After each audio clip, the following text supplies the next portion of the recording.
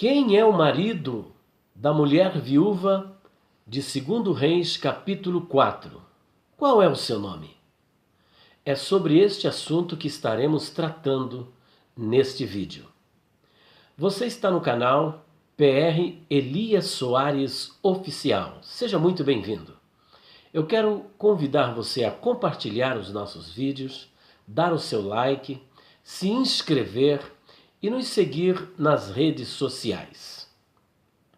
Bom, a partir deste instante estaremos fazendo a leitura do texto de 2 Reis, capítulo 4. E vamos, a partir de uma reflexão dentro do texto bíblico, e é claro que com o auxílio de outros materiais de autores de renome, chegar a um denominador comum acerca do nome ou de quem realmente é o marido da mulher viúva que aparece no segundo livro dos Reis, capítulo 4. Vem comigo. E uma mulher das mulheres dos filhos dos profetas clamou a Eliseu dizendo: meu marido, teu servo, morreu, e tu sabes que o teu servo temia ao Senhor. E veio o credor a levar-me os meus 2 filhos para serem servos. Pois bem, nós estamos aqui nos deparando com um texto bastante interessante. Em primeiro lugar, vale destacar que esta mulher ela é descrita não pelo seu próprio nome. Portanto, estamos aqui diante de uma mulher anônima, porque ela é descrita como uma mulher. Neste caso, nós temos aqui um artigo indefinido. Veja que a situação de uma mulher na época do Antigo Testamento, nas culturas antigas, culturas orientais, não era fácil. A mulher geralmente ela não era conhecida pelo seu nome, mas às vezes pelo nome do marido. Ou se citava o nome da mulher, em seguida também citava o nome do marido com a qual ela estava ligada. Dos mais de 2.000 nomes de pessoas que aparecem na Bíblia, apenas 174 são atribuídos às mulheres. Então veja que numa sociedade patriarcal da antiguidade, a mulher não era uma figura que ganhava destaque, uma figura proeminente. Temos algumas poucas mulheres na Bíblia que ganharam destaques, seja por um fato vergonhoso, ou seja por um fato também heróico destas mulheres. Mas são poucas as mulheres.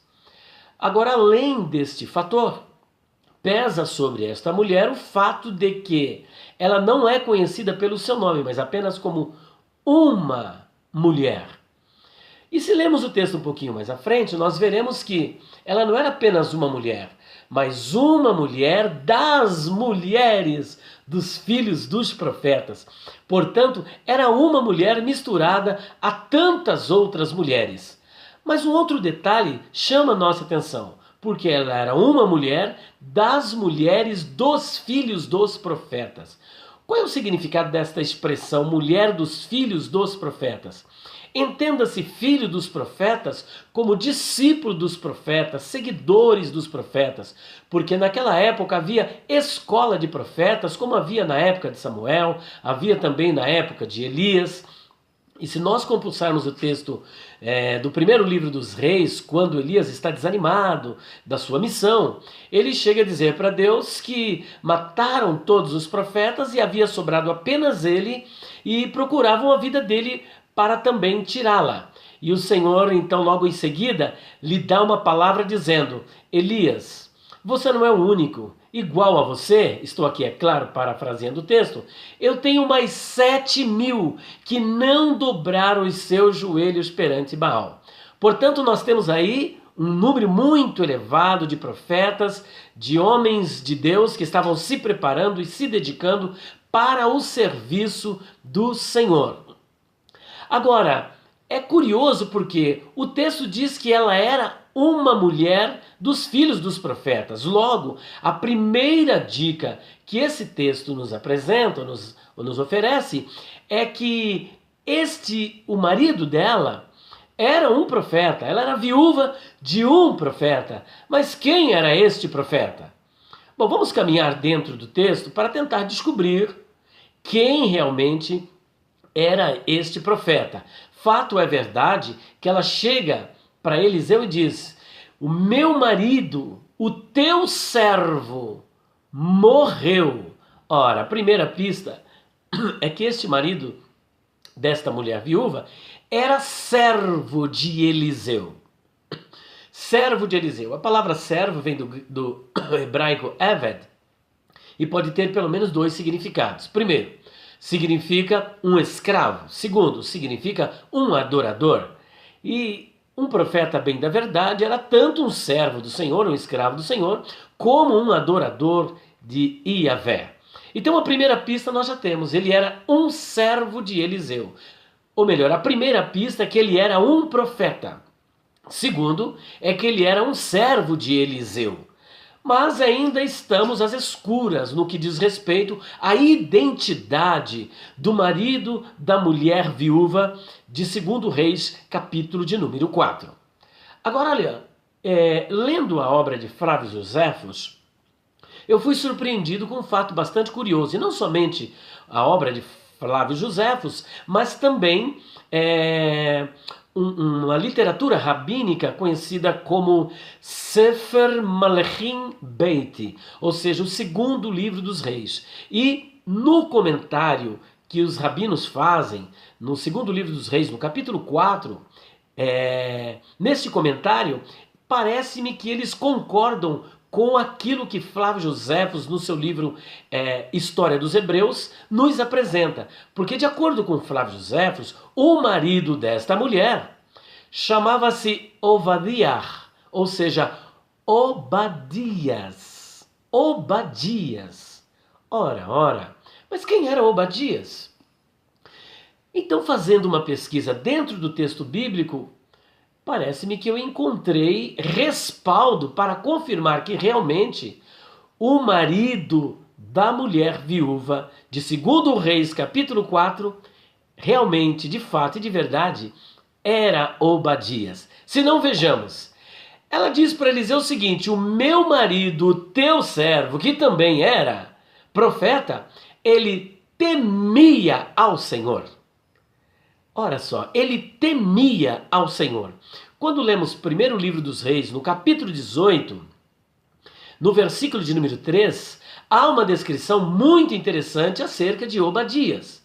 E vale lembrar que o nome Obadias é um nome composto e também, de acordo com a onomatologia, que é o estudo dos nomes, a ciência dos nomes, que trata tanto da área da antroponímia, que é o nome de pessoas, ele vai mostrar uma outra característica deste nome, porque este nome Obadias era um nome teofórico, ou seja, um nome que traz um elemento divino, visto que Obadias é composto primeiro pelo prefixo Eved, que vem de Eved, que é escravo, mas Iar, que é Iavé. Logo, Obadias significa escravo de Iavé, servo de Iavé, ou, como dissemos no início, um adorador de Iavé. E ele tinha uma função muito interessante no Reino do Norte, na época de Acabe. Lá no capítulo 18 de 1 Reis, versículo de número 3, o autor, o escritor, nos diz que Obadias era mordomo de Acabe, era a pessoa responsável pela casa de Acabe.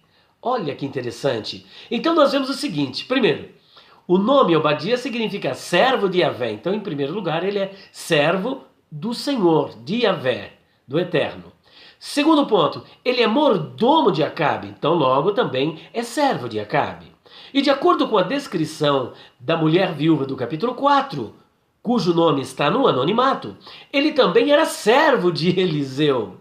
E em quarto lugar, podemos destacar que Obadias era servo também da sua própria família, porque ele trabalhava para servir a sua esposa, para servir os seus 2 filhos, que o credor estava vindo até a casa da mulher viúva do 2 Reis capítulo 4 para levá-los. Agora, por quê? Veja bem, eles queriam levar o filho desta mulher viúva.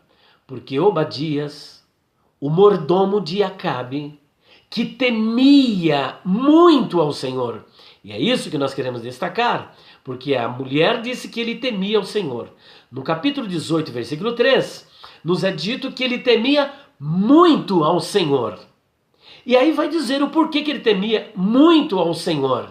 E eu quero primeiro relatar o seguinte, que ele temia muito ao Senhor, de acordo com o texto, porque na época em que a Jezabel começou a perseguir os profetas do Senhor, o que fez Obadias?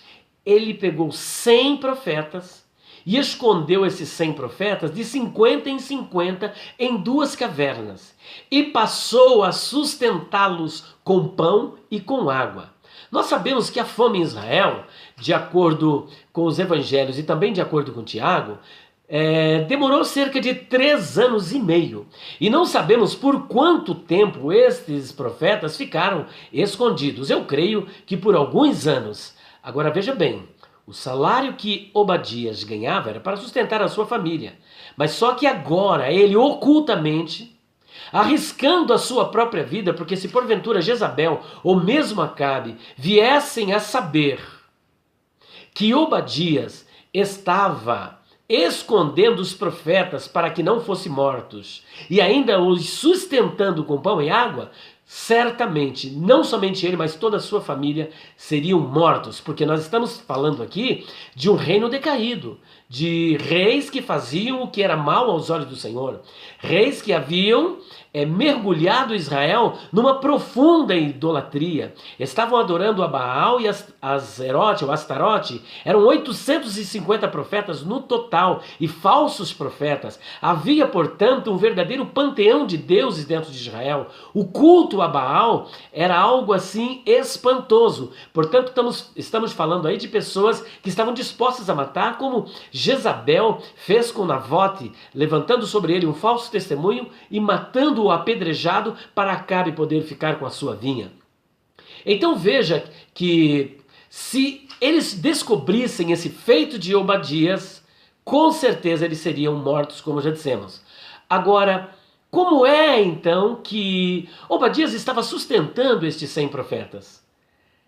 Ele estava sustentando através de um credor. Havia um credor. Nós não conseguimos ver isso na Bíblia, mas os livros dos sábios do rabinismo, os livros nesses midrashim e nas literaturas rabínicas, as quais compulsamos, tanto Flávio Joséfos como essas outras literaturas, nos dão pista de que Obadias tomou dinheiro emprestado de um credor. E quem era esse credor? De acordo com esses rabinos, o credor chamava-se Jorão, que era um dos filhos de Acabe e que emprestava dinheiro com juros muito altos. Mas Obadias não tinha outra alternativa, a não ser tomar esse dinheiro emprestado para ir pagando aos poucos, a fim de que os profetas não morressem pelas mãos de Jezabel. Só que um fato inesperado aconteceu. Obadias morreu antes. E morrendo, ele deixou a dívida para a viúva.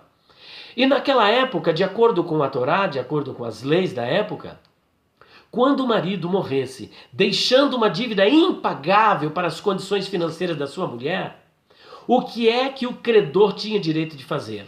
Ir até a sua casa e pegar os filhos e levá-los como escravo, a fim de que eles trabalhassem até que a dívida fosse paga. Agora veja o desespero desta mulher. Já havia perdido o marido, um homem piedoso, um homem da escola de profetas, um homem que era filho dos profetas, um homem que era discípulo de profeta, que estava se preparando para o ministério, um homem que tinha um nome a ser zelado e um nome para que se projetasse dentro da sociedade, porque naquela época não ter um nome era sinal de não existir. E assim também era a situação daquela mulher que não era conhecido pelo seu nome. E se a família não tivesse um nome para dar continuidade à sua existência, à sua linhagem, era algo muito terrível, humilhante para esta família. Então ela já havia perdido o marido e agora estava prestes a perder os seus 2 filhos. E a aflição dela não era somente por isso. É porque se esses filhos fossem para a casa de Jorão, que agora estava reinando, e que era da mesma índole do pai e da mãe, de um reino pervertido, desviado dos propósitos da vontade do Senhor, ela tinha certeza que ele não iria cumprir a lei que era imposta para os hebreus do ano da remissão. Porque entre os hebreus acontecia o seguinte, que eles trabalhavam 6 anos como escravos, e no 7º ano era o ano da alforria, onde todos os senhores tinham que liberar os seus escravos. Mas conhecendo os princípios, conhecendo a moral deste reino, que era uma moral decaída, ela tinha certeza que esses filhos não voltariam e perderiam também o temor do Senhor e seriam mergulhados numa profunda idolatria e num profundo pecado. Portanto, esta mulher está desesperada e por isso ela clama ao Senhor dizendo: meu marido, teu servo, morreu e tu sabes que ele temia ao Senhor. Portanto, o meu marido, quem era o marido desta mulher? Obadias. Lá em 2 Reis capítulo 4, versículo 1 e 2, é dito que ele temia o Senhor. Em 1 Reis capítulo 18, versículo 3, o escritor diz que ele temia muito ao Senhor. E ainda em 1 Reis capítulo 18, versículo de número 12, agora é o testemunho do próprio Obadias, que diz para Elias, o profeta, que foi convocado por Deus para se apresentar a Acabe, e Obadias também foi convocado por Acabe para procurar água, e quando de repente ele encontra quem? Encontra Elias, o profeta. E Elias então diz que ia se apresentar ao rei, que era para Obadias avisar o rei que ele iria se apresentar. E Obadias se nega, com medo que Elias desaparecesse e ele ficasse numa dificuldade muito grande, sem ter como apresentar o profeta Elias. E um dos argumentos que ele usou foi o seguinte: você sabe que eu temo ao Senhor desde a minha mocidade. Portanto, fazendo coro com aquilo que a mulher disse, que Obadias temia ao Senhor, lá o escritor, no capítulo 18 de 1 Reis, também diz que ele temia muito ao Senhor.